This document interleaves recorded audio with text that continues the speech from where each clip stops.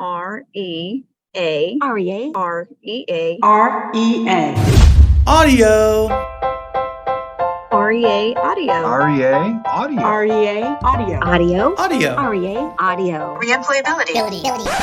Reemployability. Dr. Claire Muselman, thank you for being again with us this week. Last week when we finished off, we were talking about culture change within the workplace, within the workers' comp world workplace, and how to focus better on the injured worker and how that really is the primary focus, the customer, as you mentioned, in what it is that you do. Now, things have changed a lot in the past 2 years since COVID has struck or hit. It's changed the lives of many workers. It's changed the lives of people within this industry. How have you seen COVID change things? And I would imagine, based on what we talked about last week, you see a lot of opportunity in that, right? Absolutely.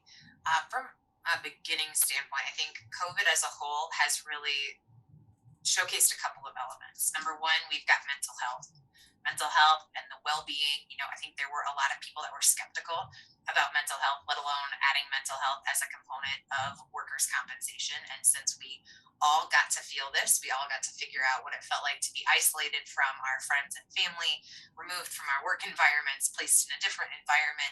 I think we all got to experience somewhat of what an injured worker goes through. Mm-hmm. And so why that's so important when organizations were looking for different ways of utilizing virtual leadership and looking at different ways to communicate and how do you keep employees engaged. And I think one of the biggest things from my research that I've done with my doctoral dissertation was all about how meaning and purpose really drive employee engagement. And so making sure that your employees feel seen, heard, valued, and more so than anything that they're acknowledged. Mm-hmm. So when we first went into the pandemic, I think a lot of it was, how are you going to continue communication with your employees? And it didn't matter what industry you're in. Well, that is exactly true for when you have an injured worker. Mm-hmm. If you have an injured employee, that direct leader has so much influence. It's amazing to me how much influence that person has. But by reaching out, and not because you need anything, but just to say, hey, how are you? You're not asking for medical information. You're simply checking in with someone to see how they're doing. This happened to all of us in the pandemic, making sure that we found ways to reach out to our team or found ways to bond with one another in a different capacity than we had before, because you couldn't walk over to someone else's desk. Well, this rings true for an injured worker. Even if they're off work, still having that camaraderie of your peers and having that direct leader, not the HR representative, not the work contact, but the direct supervisor of that injured worker, simply reaching out to say, hey, how are you? And not asking for anything else more than that. There's so many similarities that play into that. But then also looking at it from like that mental health and wellness. We were removed from this and we weren't able to collaborate and connect in ways that we used to. And there's a lot of statistics right now that show that while we have technology in the most amazing ways, people feel more lonely than ever. And I think that's true for an injured worker when they're removed from their workplace. And so it's really looking at this in a couple facets. One, how do you continue the communication spectrum?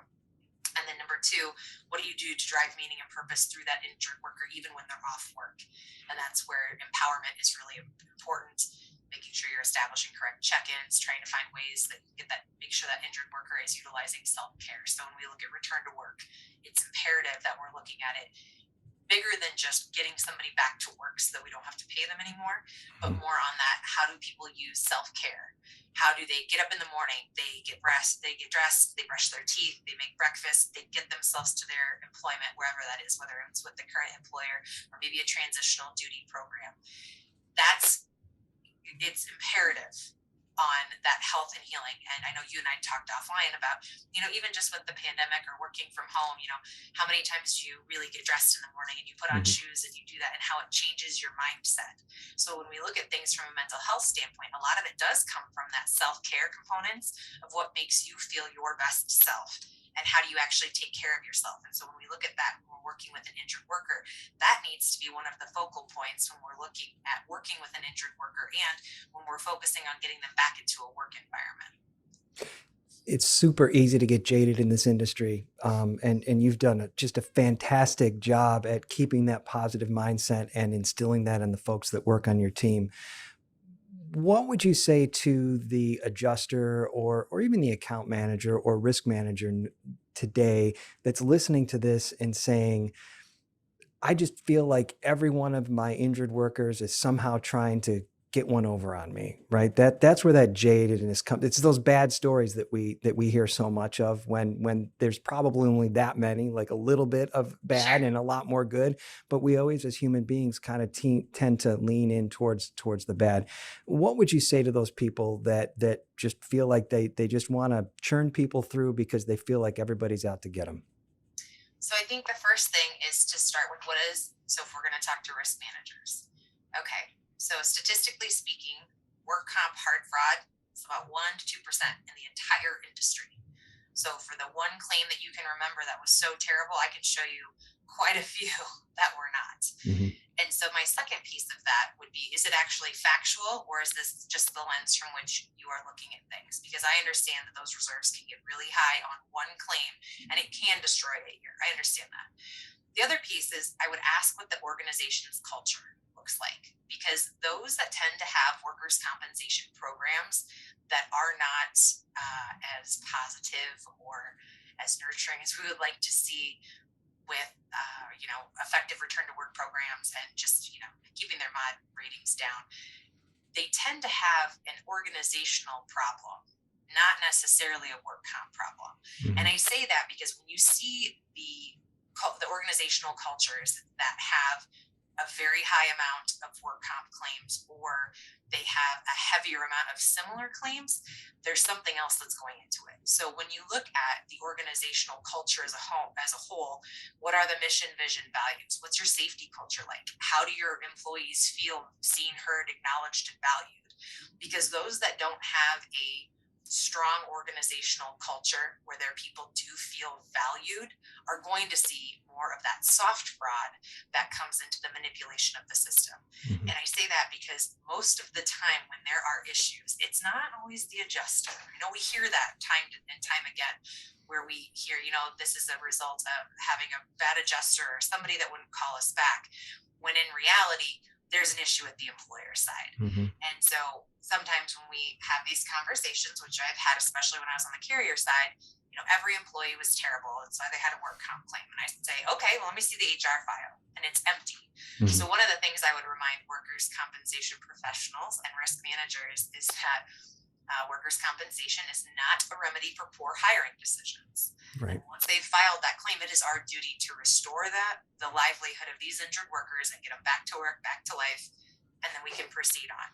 But I also think you've got to stick to facts, and you have to stick to realistic facts. Are there risks that need to be looked at? And what do you do once a claim happens? So if we have similar claims that are happening time and time again, what is the circle back around with safety? Or how are we looking to ensure that there is compliance at a leadership level? And how is that talked about with the employees of the organization? Because again, this permeates. The permeation of leadership is very important, especially when you're building a safety culture. And a lot of it goes right back down to, what does the organizational culture look like? Mm-hmm. And so when we look at the jadedness on the adjusting team, what does the organizational culture look like? Do you have a leader that's a crusty claims professional, or do you have a leader that's inspiring and makes you feel great about the job you do when you help an injured worker? Mm-hmm. There's a difference in this, but they're both very similar. It all stems back to, what is the culture in which you're bringing people up in, from a safety standpoint, from a claim standpoint, and that will then replicate and ripple through the workers' compensation program. We talked about some baby steps last week that leaders could take in the workers' compensation world to kind of try to change that culture and the focus. But what about the workers' compensation professional that may not be a leader in their office? Maybe the adjuster who has a caseload, stacks high and feels overworked, but they feel like in their heart they really want to make that change. They want to focus more on the injured worker, but just don't feel like they can because of the metrics that they're being measured by, and maybe their leadership isn't quite where they would like them to be with regards to focus on the injured worker. What sort of things can they do to change the culture or change the focus in their office? Sure. Great question. So how we approach our day all comes from us. So the tone I'm going to use when I answer the phone, the words I'm going to use, how I'm going to communicate with another human being, is all how I'm going to do it from my own style. Nobody's going to tell me that I'm going to answer the phone and I'm going to be snarky, or I could be really inspiring and positive. Like, you get to choose how you show up for yourself every single day. And so a lot of it, I think, is a personal reflection. When we are talking to injured workers, like, smiling on the phone is very easy. It also costs nothing to be a good human being. And you can hear a smile on the phone. There's no doubt about it. Mm-hmm. Absolutely. I also think adjusters get stuck in ruts pretty easily, and it's working smarter, not harder. So, for example, last week we had talked about the different communication models when we are issuing payments to an injured worker. So when I was doing the adjusting world, and I loved it because I loved to send cards to people, and I did that on my own. Our companies didn't do that back then. Now the Work Comp Center of Excellence, the Workers Recovery, and I know they send cards to injured workers just as happy anniversary, happy birthday, get well soon, happy holidays, because again, we're working with people and you're trying to establish relationships with people. So one, if you want to do that on your own, you can very easily do that on your own because you're a human being and it's human to human contact. The other thing is that work smarter, not harder, in terms of when you're going to issue payments, give somebody a heads up. Like, I'm going to issue Joe a TTD check. Okay. So temporary total disability, Joe's not working. I'm going to shoot him an email and I'm going to let him know what date that check is going out. I'm going to let him know the amount it is. And then I'm going to check in and just say, hey, Joe, just wanted to let you know that this is happening to help alleviate the fear of the unknown. So Joe knows that money is coming, whether debit card, paper check, or electronic deposit. And then it also gives me the opportunity to check in and make sure that nothing's going wrong. Mm-hmm. So when you have these opportunities, one, you're covering your own rear to make sure that you get that check issued timely. You're communicating with the injured worker so that they understand, yep, it's coming, and you're alleviating the fear of the unknown, which is one of the things that the industry for some reason thrives on. But we should definitely be working towards alleviating the fear of the unknown. Right. But it also creates that opportunity to just check in and say, hey, how are you? Do you need anything? Because if something is going wrong, you need to be able to know right away. But then also you're doing another touch point. And if you're issuing weekly checks, that means you can have weekly touch points. And for the people that are really busy and don't have time to make that phone call, throw it in an email. Then you've got the paper trail for it. Joe knows it's happening and it's coming. He's got the opportunity to respond to you if something is not right. And you've created all of this in a 30-second email. Mm-hmm. So I think it's looking at how do you work smarter, not harder. I do think there's a lot of mundane administrative tasks that we, because we're very compliance driven and form driven, form heavy in the work comp space. How do we make that easier as leaders for our adjusters so they can actually focus on the people? But there's a lot of ways that you can work smarter, not harder in this. And we just have to start looking in the mirror and figuring out, is this a me thing or is this really a system thing? Because I do understand caseloads, and most of my adjusting teams that I've managed since my time at Farm Bureau have had very low caseloads, much lower than industry standards, because I do understand that. But you can also have a pretty high pending if you do not have as many going in and out. The influx and outflux of claims is also something that the industry needs to pay attention to, because we focused so heavily on caseloads versus how many new claims are being assigned per week. So I want to caveat that, because I think both things can be true. We just have to make sure that we're looking at the entire complete picture when we're looking at productivity and a workload. So when somebody hearing this right now is thinking, okay, I kind of want to take these steps on the front end. It does seem like a little bit more work, but holistically at the end of the day, it's going to make things move along more efficiently. It's going to make people happier, obviously, from an injured worker standpoint.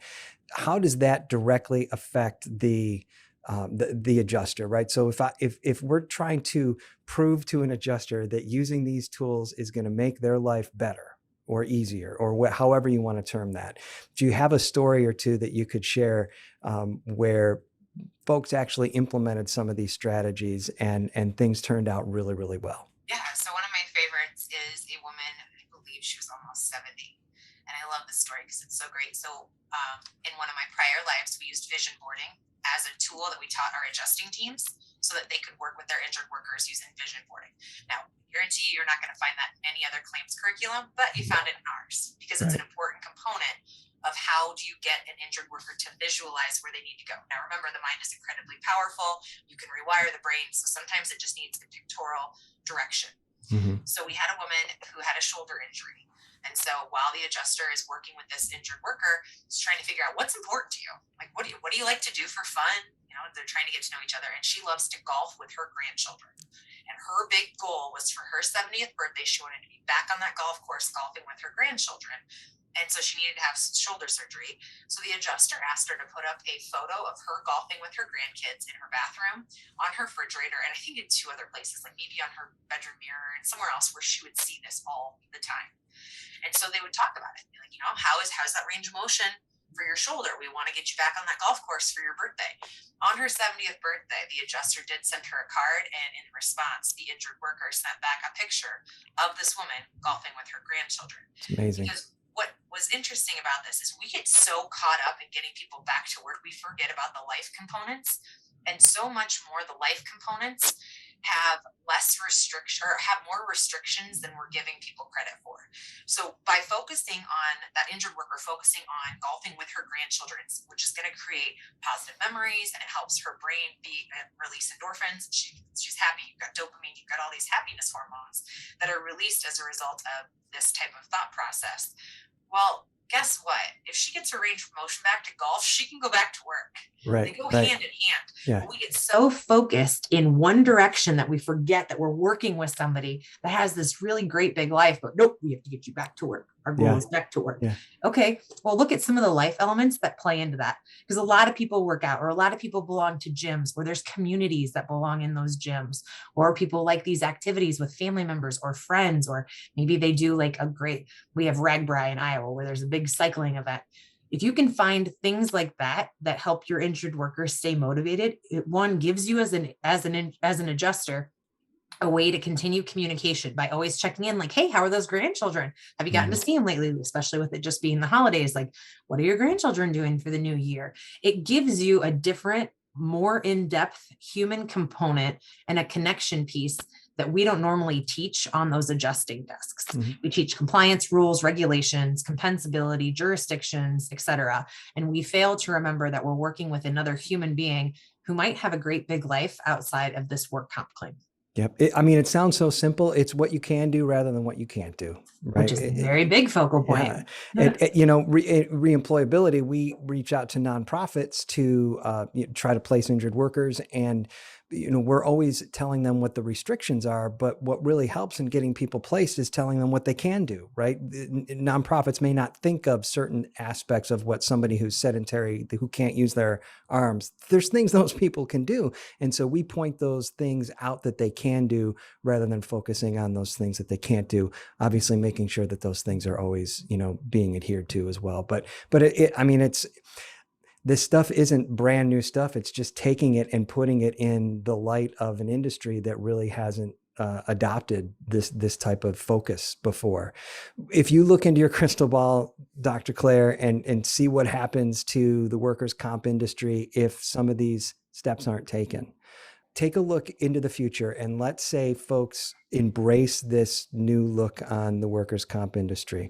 How can the industry change? What sort of things will happen? I think that you'll see an attraction and a retention level that you haven't seen before. So it's very funny to me when people say, oh, we've got this talent crisis. Because I was one of the youngest people when I started in the industry. I graduated college early and was very young. And the weird thing is I'm still one of the youngest people in the insurance industry, and I've been here for 18 years. So it's very strange now, very strange. But with that, when we look at where are the college students wanting to go? So let's say that we are taking people straight from college, or we're looking at that kind of mentality, which you do not always have to take people from college. There's a plethora of awesome people that are out there. Just we're looking at customer service being a human being. So I want to pause with that. However, the number of jobs that are coming out from recent college graduates, 9 out of the 10 jobs exist in workers' compensation. So one of the jobs, account manager. Mm-hmm. People want to be account managers. Guess what? You can do that in workers' compensation.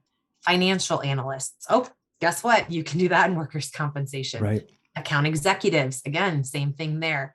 Administrative assistants. Yes. Oh my goodness. There's a lot of stuff that I'm sure adjusters would love to have help with. Mm-hmm. Project management, same thing, especially if you're going on that risk management side or those safety sides, as well as building out programming and workers' compensation as a whole. Accountants, again, we've got a lot of financial stuff. Teachers are great on the adjusting team. We just have to phrase them in a way that they understand. They are so good at making information consumable. Then we look at sales. Absolutely. Sales is in workers' compensation. For sure. Registered nurses. Hello, you can be a medical, you're going to have medical components here as well as we need nurses. And then one of the other jobs, which rounds out 10, is software engineer. And I still believe we are one tech company away from being a completely different industry. Really? So those are the top 10 jobs that college students are looking for right out of college. They all exist here. We've just done a very bad job of branding it. If we choose to not embrace this, you're going to see the companies that chose to are going to be the ones that succeed. I think I saw a statistic the other day that 2030, like the amount of billions of dollars that are going to be on the TPA space because of people going captive and retaining higher rates of self-insurance. Holy cow. So the jobs are there. The marketplace is there. If people choose to not change, one, you're not going to get the people. People don't want to be unhappy. We've looked at this as a great resignation. I call it the great realization, where people found out that they don't want to do things that make them unhappy. So it is important to focus on organizational culture. It is important to focus on meaning and purpose, because tomorrow is not guaranteed, as we have seen very clearly over the past 2 years. And so we need to do something that is driven by meaning and purpose. And the perfect place to do that is workers' compensation, where you can single-handedly change the trajectory of somebody's life every time you pick up the phone. That's so awesome. Now, obviously, you are making an impact at NARS, where you're developing the Workers' Compensation Center for Excellence. But if somebody from a different organization is just interested in learning a little bit more, you had mentioned that you're a professor in Iowa there. Is there any place else where you have resources available that people can learn more about this approach that you're taking? Yeah, so we actually have it on our website under North American Risk Services. It's under the Workers' Compensation Services under claims. Also, if you ever pick up the book, Everything I Learned in Kindergarten, almost everything we take is from that book. Really? I love that. Sort of. That's terrific. It's a bad joke, but I used to, when we first rolled out like the difference in changing minds, some of our legal representatives were like, you can't share this with anybody. It's like, this is all from kindergarten. I didn't make any of this up, right? This isn't rocket science. The interesting piece of this is it's not hard to do. Just good luck in getting everyone to buy in for it, because it is being your most authentic self and genuinely caring about the outcomes of other people. So it's very servant leadership. And I believe our industry has not focused on servant leadership at all. So when we talk about that, it's a very interesting component. There's a great book by Tommy Spalding called The Heart-Led Leader. And he gives a lot of components that we have focused on that derive kind of how we've done the Workers' Recovery Unit and the Workers' Compensation Center of Excellence. Because if you focus on the people you're intended to serve, which for us are injured workers, and then you focus on the people that are doing the work for them, which are our adjusting teams, and then the rest of it will follow. You just have to take care of people. Insurance is a business of people, and workers' compensation is about restoring the livelihood of those. So I think we've lost sight of that. And there's been more on like the profits, where you end up seeing, I know that there are the adjusters that have 300 claims. I've been one before. It's not fun. But I will also tell you, I had a really great boss back then who made our jobs fun and made us feel seen, heard, acknowledged, and valued. So while the work wasn't necessarily the greatest at the time, we still had a really good culture. And culture is so imperative when we're looking at how are we going to change things. Well, you start by showing up as your very best self and taking care of you. And then you do it repeatedly. And then you use your influence so that other people understand it's just that easy. This has been just an absolute pleasure spending the past couple of weeks with you. And I can't get over what an awesome start this is for 2022. And Dr. Claire Muselman, thank you so much for taking the time to talk to us. Thank you for having me. Have a fantastic 2022. Gosh, best of luck in everything you do. It's so exciting and just so you can't not be jazzed after talking to you. So thank you so much. Thanks for listening this week to REA Audio. If you have any comments or suggestions for an upcoming episode, please let us know. Email todd@reemployability.com. Also, please follow REA Audio on Apple Podcasts or Spotify or Stitcher or wherever you get your podcasts. You can also check out more content at listentorea.com. Next week, Dr. Claire returns to talk about practical actions you can take to implement this type of change in your workplace and ways to get others on the bus and not under it. Have an awesome and impactful rest of your day.